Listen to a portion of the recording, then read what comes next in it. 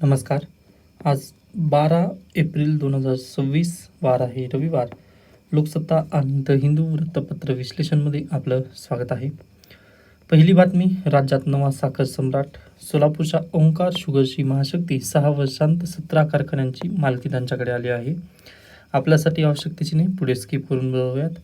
Iran अटींवर ठाम. इस्लामाबादेत शांतता चर्चेला सुरुवात. पश्चिम आशियातील युद्ध थांबवण्याच्या दृष्टीने शांतता चर्चेसाठी अमेरिका आणि इराणचे उच्चपदस्थ अधिकारी पाकिस्तानात दाखल झाले आहेत. एकमेकांची चर्चा करण्यापूर्वी दोन्ही बाजूंनी पाकिस्तानच्या मध्यस्थ अधिकाऱ्यांची चर्चा केली. प्रत्यक्ष चर्चेला सुरुवात होण्यापूर्वी अमेरिकेने आमच्या शर्ती मान्य कराव्यात अशी अट इराणने घातली आहे. त्यावर डोनाल्ड ट्रम्प अतिशय नाराज झालेले आहेत की तुम्ही आमच्यासोबत अट का ठेवू शकता. ओके, त्यानंतर पुढे चला. जिल्हा परिषदेची CBSE शाळा राज्यभरात शक्य. मुख्यमंत्री देवेंद्र फडणवीस. पंतप्रधान नरेंद्र मोदी यांनी महिलांना लोकसभा विधानसभेमध्ये 33% आरक्षण देण्याचा घेतलेला निर्णय हा महात्मा ज्योतिबा फुले यांना खऱ्या अर्थाने अभिवादन आहे असे प्रतिपादन देवेंद्र फडणवीस यांनी केले. त्यासोबतच जिल्हा परिषदेची CBSE शाळा ही संकल्पना राज्यातील इतर जिल्ह्यांमध्येही नेता येऊ शकते असेही देवेंद्र फडणवीस यांनी नमूद केलं आहे. व पहा, जर जिल्हा परिषद शाळा अगदीच CBSE पॅटर्नवरती जर झाल्या तर ते अतिशय बेस्ट होणार आहे. तर आज घडीला ज्या काही महत्त्वाच्या एक्झाम आहेत जशा की JEE, त्यानंतर नीट, त्यानंतर आपली UPSC, या सर्व एक्झामिनेशनमध्ये काय लागत आहे तर एकच महत्त्वाचा पॉईंट आहे ते की NCERT किंवा नॅशनल लेवलची हा एक्झाम असल्यामुळे तुम्हाला जे करिक्युलम लागणार आहे, सिलेबस लागणार आहे तो NCERTचा लागेल. ओके, मग यासाठी जिल्हा परिषद शाळा या CBSE पॅटर्नवर चालणारे शक्य होईल असं देवेंद्र फडणवीस यांनी नमूद केलं आहे. तर ही एक पॉझिटिव्ह न्यूज आहे. नेक्स्ट, ऑर्टिमिस 2 चे अंतराळवीर पृथ्वीवर परतले आहेत. नासाच्या ऑर्टिमिस 2 मोहिमेतील 4 अंतराळवीरांनी ऐतिहासिक चंद्राभोवती प्रवास पूर्ण करून प्रशांत महासागरात यशस्वी त्यांचं पदार्पण झालेलं आहे. ओके, त्यानंतर नेक्स्ट, SC उपवर्गीकरणाचा अहवाल प्रसिद्ध न करताच हरकती मागवण्यात आलेल्या आहेत. पहा, निवृत्त न्यायमूर्ती अनंत बदर यांच्या समितीने अनुसूचित जातीच्या उपवर्गीकरणासंदर्भात दिलेला अहवाल प्रकाशित करण्यापूर्वीच शासनाने सूचना मागवल्या आहेत व या सूचनेसाठी पहा फक्त 5 दिवसांचा वेळ जनतेला दिलेला आहे. व आता मान्य आहे उपवर्गीकरण करायचं आहे ना SC मध्ये, ठीक आहे, आपण मान्य केले किंवा SC कास्टमध्ये उपवर्गीकरण गरजेचं आहे. परंतु यासाठी कोणता अहवाल किंवा कोणती आकडेवारी आपल्यासमोर आहे ते कोणालाच माहिती नाही आहे, बरोबर. त्यानंतर निवृत्त न्यायमूर्ती बादल समिती यांनी जे रिकमेंडेशन दिले ते आपल्यासमोर आहेत का तर बिलकुल नाही आहेत. मग कशाच्या बेसिसवर तुम्ही रिकमेंडेशन देणार आहात सरकारला? म्हणजे 5 दिवसाचा जो कालावधी दिलेला आहे यामध्ये जरी तुम्ही सजेशन दिलात ना तर कोणत्या बेसिसवर तुम्ही सजेशन देणार आहात हे आपला सजेशनच म्हणजे आपल्याला तिथे मर्यादाच माहिती नाही, त्यामुळे सजेशन आपण देऊ शकत नाही. मग यासाठीच पहा, हे जे अहवाल आहे किंवा उपवर्गीकरण जे करण्यात येणार आहे ते फक्त सरकारी स्वरूपातून असेल, म्हणजे जनतेच्या स्वरूपात याचं काहीच तिथं उल्लेख नाही आहे. हा एक बेसिकली निगेटिव्ह पॉईंट यामधून दिसत आहे, कारण जे काही करेल ते सरकारच करेल, कारण यामध्ये जनतेचा कुठेच पाठिंबा असणार नाही आहे. ओके, त्यामुळे ही बातमी जी आहे ती नक्कीच थोडक्यात न्यूज इन प्रोसेस आहे. कारण पहा, जरी SCचं उपवर्गीकरण जरी झालेलं असलं तरी याला हायकोर्टामध्ये चॅलेंज नक्की मिळणार आहे. त्यामुळे न्यूज इन प्रोसेस आहे, थोडंसं थांबा, आपल्याला लक्षात येईल. जसं जसं ही बातमी पुढे जाईल तसं तसं आपल्याला याला पाहायचं आहे. ओके, घाई करू नका. त्यानंतर पुढे चला. येथे आपल्यासाठी दुसरी न्यूज पहा, गरजेची दिसत नाही आहे, स्किप करून पुढे चला. 3 लिटर केरोसिन कागदावरच. विदर्भात एकाच वितरकाकडे 7 जिल्ह्यांची जबाबदारी, व्यवस्थेवर प्रश्नचिन्ह मात्र निर्माण झाले आहेत. पहा, अचानकच 3 लिटर केरोसिन वाटण्याचं जे काम आहे ते आता स्थानिक वितरकावर सोपवल्याने वितरण व्यवस्थेवर प्रश्नचिन्ह निर्माण झाले आहेत. व पहा, अगदी प्रत्येकाजवळ तशा पद्धतीने टँकर्स उपलब्ध नाही आहेत, त्यामुळे त्याची साठवण क्षमता नाही आहे. त्यामुळे केरोसिन वितरणाची जी जबाबदारी आहे किंवा केरोसिन वितरण होणार होतं जे 3-3 लिटर ते अगदीच कागदावर राहिलेलं आहे. ओके, म्हणजे ग्राउंड रियालिटी आपल्या देशामध्ये वेगळी असते, हे सर्वांना मान्य करावंच लागेल.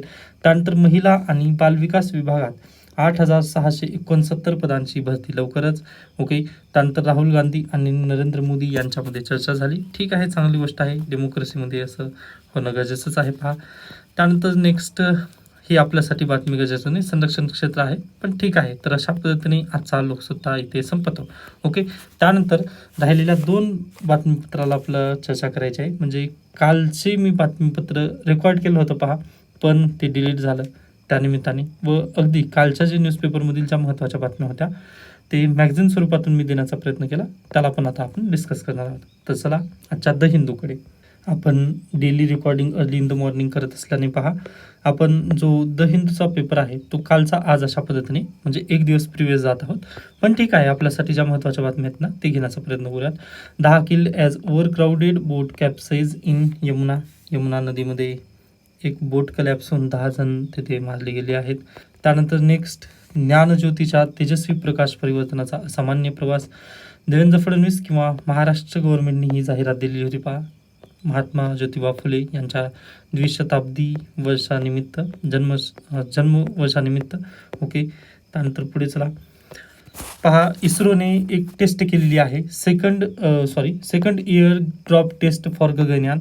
ओके, गगनयान मिशनसाठी आपण सेकंड इयर ड्रॉप टेस्ट यशस्वी केलेली आहे, जेणेकरून पहा अगदी आपलं ज्यावेळेस गगनयान जसं ऑर्टिमिस 2 मिशन परत आलेलं आहे ना, तसं आपलं गगनयान वापस यावं यासाठी ही मिशन सध्याला चालू आहे. व ही जी टेस्ट आहे ती अतिशय यशस्वी राहिली, त्यामुळे अगदीच अभिनंदन. त्यानंतर नेक्स्ट आहे पहा इथे, police rush to rescue Bengaluru man after his WhatsApp post on last day. म्हणजे पहा अवघ्या 4 मिनिटामध्ये रेस्क्यू टीम पोहोचलेली होती व त्यांचा जीव वाचवण्यात आला 112 नंबरवरती कॉल केल्यानंतर. म्हणजे आपल्याकडे आहे का म्हणजे रिस्पॉन्स टीम किंवा इमर्जन्सी रिस्पॉन्स टीम ज्याला आपण म्हणू शकतो, तर यस 112ला कॉल केल्यानंतर अगदी 4 मिनिटामध्ये त्यांना मदत मिळाली व त्यांचा जीव वाचू शकला. या निमित्ताने ही एक पॉझिटिव्ह न्यूज मला दिसली, ते त्यामुळे शेअर केली.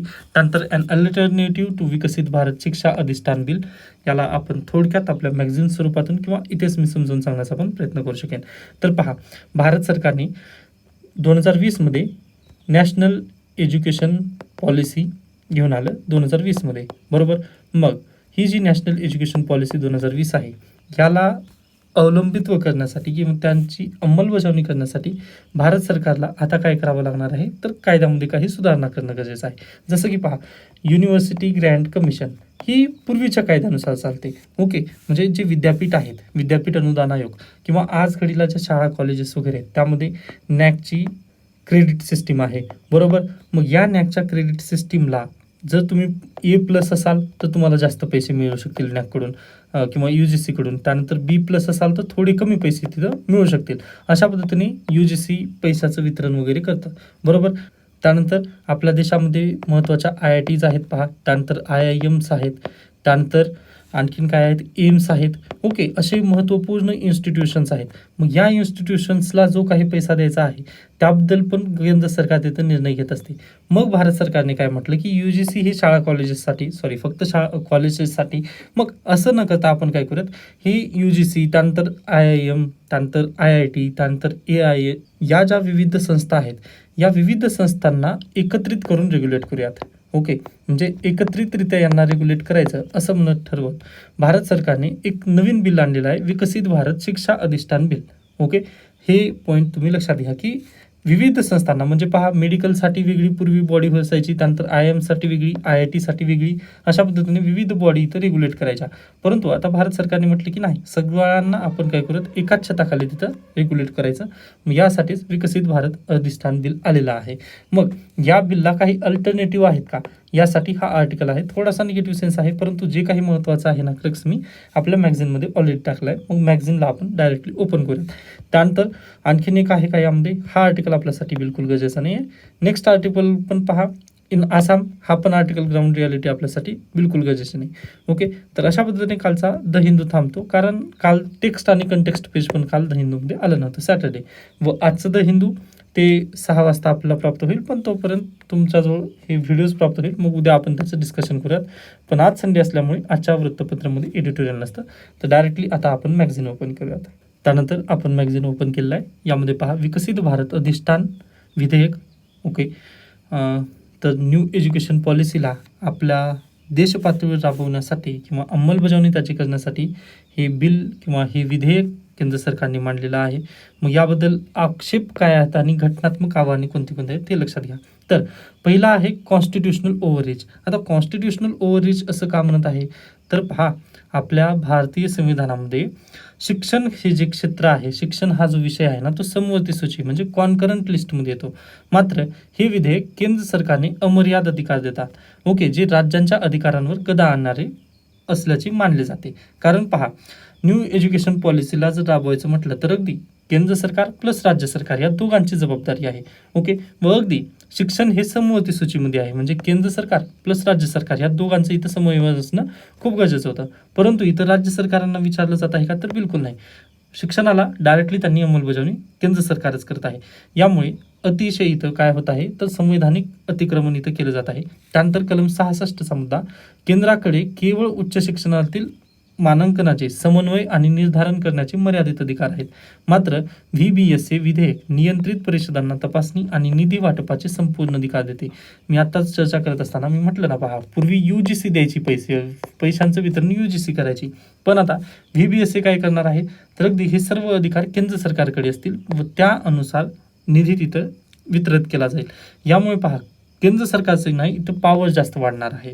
त्यानंतर स्वायत्ततेचा ऱ्हास, हे विधेयक IIT, IIM, विद्यापीठ अनुदान आयोग यांची स्वायत्तता कमी करून ती नोकरशाहीच्या हातात सोपवते आहे. का नोकरशाहीचा, तर बिलकुल पहा ना तुम्ही, सेंट्रल गव्हर्नमेंटमध्ये जे अधिकारी असणार आहेत, IAS, IPS वगैरे, यांच्याकडे जास्तीत अधिकार असतील. ओके, उर्वरित याच्यापूर्वी UGC मध्ये, त्यानंतर IIT, IIMची जी संस्था आहेत ना, तिथे त्यांचे पूर्वीचे जे ॲल्युमिनी वगैरे होते त्यांना तिथं सहभाग तिथं नक्की करून घेतला जायचा, किंवा शिक्षण क्षेत्रातील जे प्रतिष्ठित व्यक्ती होते त्यांचा इथं बेसिकली सहभाग असायचा UGC मध्ये. पण आता इथं IASलाच जर तुम्ही बसवलात तर होणार काय आहे पहा, IAS फक्त पॉलिसी मेक करू शकतो ना, मग त्याचा आणि शिक्षणाचा जास्त काही संबंध नसतो, पण त्याला इथे जास्त अधिकार देण्यात येणार आहेत. मग हे थोडंसं कुठेतरी पहा कॉन्स्टिट्युशनल ओव्हररीच होत आहे, असं लेखकांना बेसिकली म्हणायचं होतं. त्यानंतर संस्थात्मक बदल आणि त्याचे परिणाम पहा, तर निधी वाटप कोणामार्फत, यापूर्वी UGCकडे असलेले निधी वाटपाचे अधिकार आता थेट शिक्षण मंत्रालयाकडे जातील, ज्यामुळे राजकीय हस्तक्षेप वाढण्याची शक्यता आहे. नक्कीच शक्यता आहे. पहा, आता एखादी ABC ही संस्था आहे व ह्या ABC संस्थेचे मालक कोण आहेत, तर खुद शिक्षण मंत्री आहेत. ओके, एज्युकेशन मिनिस्टर खुद याचे मालक आहेत. मग मला सांगा, ह्या एज्युकेशन मिनिस्ट्री अंतर्गतच आता फंड वितरित केला जाणार आहे. मग एज्युकेशन मिनिस्टर जे आहेत ते स्वतःच्या शाळेला चांगला तिथं पैसा वगैरे देणार नाहीत का, फंड वितरित जास्त आपल्या संस्थेला वगैरे ते करणार नाहीत का, तर बिलकुल यस, ते स्वतःच्याच शाळेला किंवा स्वतःच्याच किंवा आपल्या नातेवाईकाच्या जे शाळा वगैरे असतील, शाळा कॉलेजेस वगैरे, त्यांनाच हे जास्त फंड तिथं वितरित करतील. यामुळे काय होणार आहे पहा, राजकीय हस्तक्षेप इथं जास्त वाढेल. ओके, म्हणजे जर फेवरेट त्या व्यक्तीची जर संस्था असेल ना, तर त्याला जास्त पैसे, व एखाद्या व्यक्तीची जर फेवरेट संस्था नसेल तर त्याला कमी पैसे तिथं वितरित केले जातील. मग हे अतिशय चुकतं आहे. त्यानंतर 3 प्रमुख परिषदा घेण्यात येणार आहेत. विधेयकात 3 परिषदांची तरतूद आहे. एक आहे रेग्युलेटरी काउन्सिल, दुसरं आहे अक्रिडिशन काउन्सिल आणि तिसरं आहे स्टँडर्ड काउन्सिल. आता यांचं विविध कार्य काय असणार आहे, संस्थांना मान्यता देणे किंवा बंद करणे, तिसऱ्या पक्षाद्वारे संस्थांचे मूल्यांकन करणे आणि संपूर्ण देशासाठी एक समान शैक्षणिक मानक ठरवणे, हे 3 परिषदा यामध्ये तयार केल्या जाणार आहेत. त्याच्यानंतर यामध्ये तक्रार काय किंवा निगेटिव्ह काय, तर या प्रक्रियेत राज्यांच्या उच्च शिक्षण परिषदांना स्थानच नाही आहे. मी आत्ताच तुम्हाला म्हटलं ना, कॉन्स्टिट्युशनल ओव्हररीच कसं आहे, तर अगदी फक्त इथं केंद्र सरकारची पॉवर वाढवण्यात आली, राज्य सरकारना इथं पॉवरच देण्यात आली नाही. मग यामुळे थोडंसं निगेटिव्ह इथं सेन्स चाललं आहे. त्यानंतर सामाजिक आणि वैचारिक चिंता, वैचारिक प्रभाव पहा, भारतीय ज्ञानच्या नावाखाली बहुसांस्कृतिक वारसा नाकारून एका विशिष्ट विचारधारेला प्रोत्साहन दिले जात असल्याचा इथं आरोप यामध्ये करण्यात आला आहे. आर्टिकलचा आहे पहा. ओके, त्यानंतर आरक्षणाचा अभाव, विधेयकात SC, ST, OBC प्रवर्गांना आरक्षण आणि सामाजिक न्यायाच्या अंमलबजावणीबद्दल स्पष्ट तरतूद नसल्याचे म्हटले आहे. त्यानंतर खाजगीकरण, हे विधेयक सार्वजनिक शिक्षणावरील खर्च कमी करून कर्जावर आधारित उच्च शिक्षणाला आणि जागतिक क्रमवारीत अडकलेल्या बाजारू शिक्षणाला बेसिकली प्रोत्साहन देत आहे. त्यानंतर मग याच्यावर काही उपाय आहेत का, तर यस, सहकारी संघराज्यवाद म्हणजेच काय, कोऑपरेटिव्ह फेडरलिझम आपल्याला करू शकतो. जसं की नियमन आणि मानक ठरवताना राज्यांच्या परिषदांना 50% महत्त्व दिले जावे. अगदी बरोबर आहे, राज्यांना जर तुम्ही महत्त्व दिलात तर ते नक्कीच तिथे बेटर असेल. त्यानंतर उच्च शिक्षण अनुदान, निधी वाटपासाठी एक स्वतंत्र परिषद असावी जी केवळ केंद्रीय संस्थांना नाही तर मागासलेल्या राज्य विद्यापीठांना पण ती भरीव मदत करेल. जसं की पहा, आज आपल्याकडे काय आहे, तर कलम 280 आहे व यानुसार वित्त आयोग बसतं, बरोबर. मग वित्त आयोग पहा कोणामध्येही भांडण होऊ द्यायचं नाही, म्हणजे प्रत्येक राज्य सरकारला बरोबर पैसा मिळावा यासाठी वित्त आयोग आपलं काम करत असतं. मग इथे काय होणार आहे पहा, जे शैक्षणिक संस्था आहेत, केंद्रीय शैक्षणिक संस्था आहेत, त्यांनाच इथं जास्त पैसे मिळतील, पण राज्याच्या शैक्षणिक संस्थांना मिळणार आहेत का, तर बिलकुल नाही. इथं खूप कमी फंड तिथे मिळेल. मग यासाठी केंद्र सरकारने पहा एक तिसरी तृतीय संस्था तयार करावी, जसं वित्त आयोग आहे. म्हणजे अगदी इथे आहे सेंट्रल गव्हर्नमेंट आणि इकडं आहे स्टेट गव्हर्नमेंट.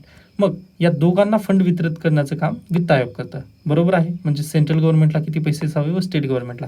पण आता इथं काय होणार आहे पहा, एज्युकेशन अंतर्गत सेंट्रल गव्हर्नमेंटकडे किती पैसे असावे हे खुद्द सेंट्रल गव्हर्नमेंट ठरवणार व स्टेट गव्हर्नमेंटला किती द्यायचं हे पण सेंट्रल गव्हर्नमेंट ठरवणार.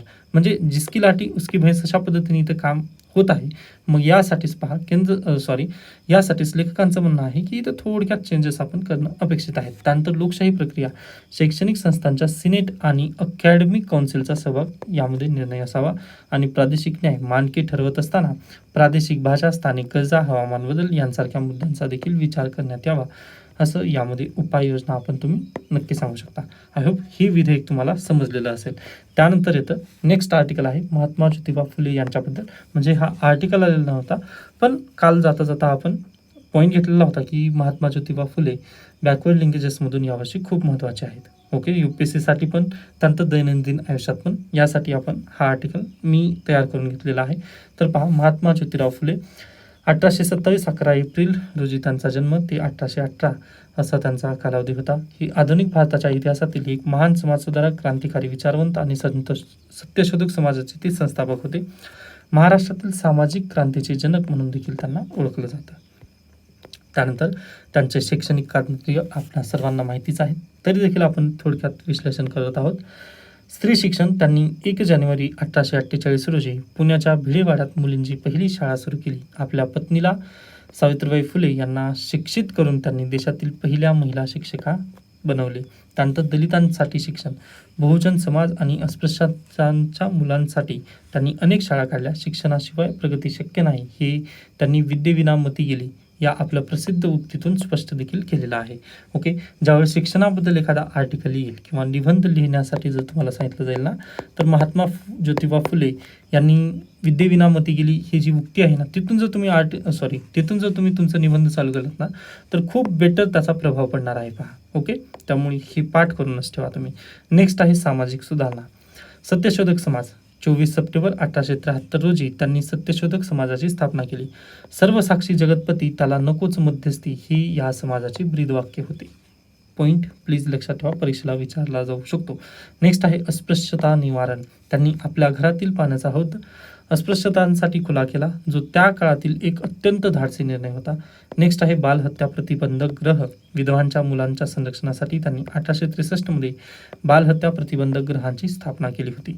त्यानंतर महत्त्वाची ग्रंथसंपदा त्यांनी पहा कोणते कोणते ग्रंथ लिहिले त्याबद्दल. गुलामगिरी हे पुस्तक त्यांनी अमेरिकेतील गुलामगिरी लढणाऱ्या लोकांना समर्पित केलेले होते. गुलामगिरी विरुद्ध लढणाऱ्या लोकांना त्यांनी समर्पित केलेलं ग्रंथ कोणता आहे? गुलामगिरी. त्यानंतर शेतकऱ्याचा आसूड, यामध्ये त्यांनी भारतीय शेतकऱ्याच्या दुर्व्यवस्थेचे चित्रण केले आहे. त्यानंतर सार्वजनिक सत्यधर्म हा त्यांचा शेवटचा ग्रंथ असून यात त्यांनी मानव धर्माचे विवचन केले आहे. आणि इतर तृतीय रत्न हे त्यांनी नाटक लिहिले. ब्राह्मणांचे कसब आणि इशारा ही त्यांची इतर ग्रंथसंपदा नक्कीच आहे. नेक्स्ट आहे शेती आणि कामगार कल्याणासाठी त्यांनी कार्य पहा. त्यांनी शेतकऱ्यांच्या प्रश्नावर आवाज उठवला आणि शेतीतील आधुनिक तंत्रज्ञानाची जोड देण्याचा आग्रह त्यांनी धरलेला होता. त्यांच्या प्रेरणेनेच नारायण मेघाजी लोखंडे यांनी भारतातील पहिली कामगार संघटना बॉम्बे मिल हँड असोसिएशन ही स्थापन केली. हा पण पॉईंट लक्षात ठेवा. ओके, नेक्स्ट आहे महत्त्वाच्या पदव्या त्यांना पहा. महात्मा त्यांच्या सामाजिक कार्याचा गौरव म्हणून 1888 मध्ये मुंबईच्या जनतेने त्यांना महात्मा ही पदवी प्रदान केली आणि डॉक्टर बाबासाहेब आंबेडकर त्यांना आपले गुरु मानत असत. ओके, हा पॉईंट प्लीज तुम्ही लक्षात ठेवा. फुले शाहू आंबेडकर आपला इतिहास हा राहिलेला आहे असं ज्यावेळेस तुम्ही म्हणता, तर महात्मा ज्योतिबा फुले हे तुम्हाला आठवणं गरजेचे आहेत. ओके, नेक्स्ट आहेत आता सराव प्रश्न पहा. महात्मा ज्योतिराव फुले यांनी स्थापन केलेल्या सत्यशोधक समाजाच्या संदर्भात खालील विधानांचा विचार करा. सत्यशोधक समाजाची स्थापना 1873 मध्ये पुण्यात झाली. अगदी बरोबर आहे. सर्व साक्षी जगतपती, त्याला नकोच मध्यस्थी हे या समाजाचे ब्रीदवाक्य आहे. आत्ताच आपण पाहिलं. यस. त्यानंतर या समाजाने प्रामुख्याने वैदिक कर्मकांडाची समर्थन केली. आता हा पॉईंट जर तुम्ही पाहिलात तर ही कसा असेल, तर नक्कीच हे चुकीचं स्टेटमेंट असणार आहे, कारण वैदिक कर्मकांडांच्या विरोधात महात्मा ज्योतिबा फुले यांनी लढा दिलेला होता. मग तुम्ही तेच जर ते करत असाल तर हे योग्य नाही. म्हणून त्यामुळे 3 जिथं जिथं असेल ते आपण डिलीट केलं. इलिमिनेट केल्यानंतर पहा 2 इथे पर्याय उरत आहेत, फक्त 1 आणि फक्त 1 आणि 2. मग जर तुम्ही खऱ्या अर्थाने पाहिलात तर आपल्याला उत्तर पण माहिती आहे, फक्त 1 आणि 2 हे उत्तर त्याचं योग्य असेल. त्यानंतर आणखीन 3 उर्वरित 2 प्रश्न दिलेले आहेत, ते मॅगझिनमधून तुम्ही कव्हर करू शकता. मग त्याची खाली डायरेक्टली मी उत्तरं पण दिलेली आहेत. ओके, शक्य झालं तर ते तुम्ही मॅगझिनमधून रीड करू शकता.